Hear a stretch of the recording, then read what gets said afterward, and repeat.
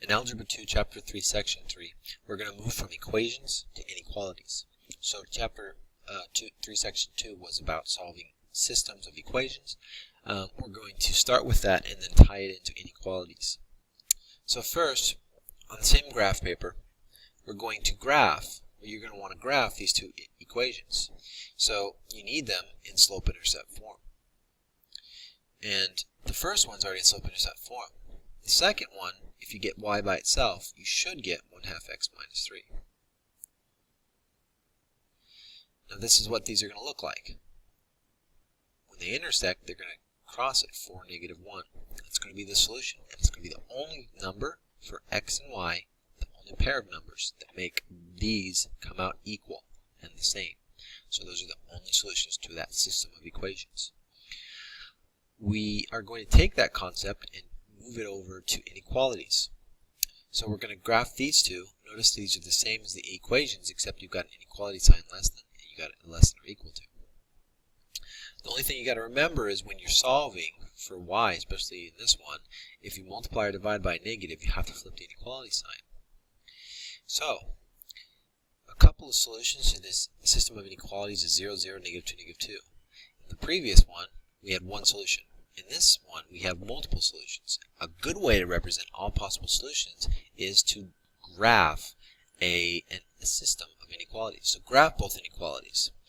And what that's going to do is it's going to allow us to see an intersection of their shaded regions, and that's an intersection of the solution points.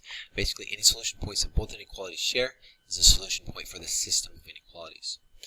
So, suppose you're buying two kind of notebooks for school. A spiral notebook costs $2, and a 3-ring notebook costs $5. You must have at least 6 notebooks. So that means it's more than or equal to 6. The cost of the notebooks, is no more than 20.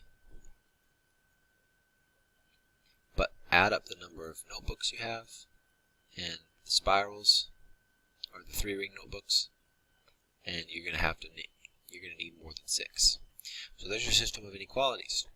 So you need to graph both of these. I apologize for in advance. My tablet isn't working that I write on normally, so this is the best one I got. So this one's going to be y is greater than or equal to -x plus 6. So up 1, 2, 3, 4, 5, 6, -1/1, and it's going to be a solid line. And then this one, subtract 2x, subtract 2x, so 5y is less than or equal to -2x plus 20, divide by 2, or divide by 5, divide by 5, y is less than or equal to, did I need to change the inequality on this one? The answer is no, because I didn't divide by a negative. I divided with a negative, but I didn't divide by the number.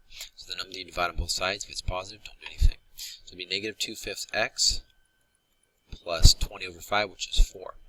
So we got 4 here, and down 2 over 5. About that. 1, 2, 3, 4, 5. So about right there. And then down 2 over 5 more, and there's our second inequality. Both of them are less than or equal to or greater than or equal to. We need to find where they're shaded.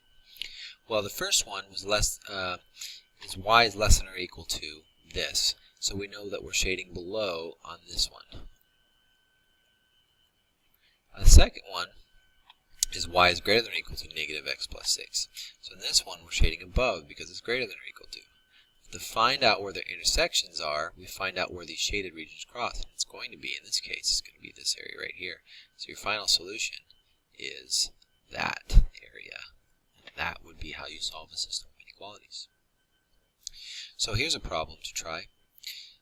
Solve a system of inequalities. Find the shaded region. Y is less than or equal to 3x minus 6, and y is greater than -4x plus 2. Graph both of them, shade both of them, and find out their intersection points.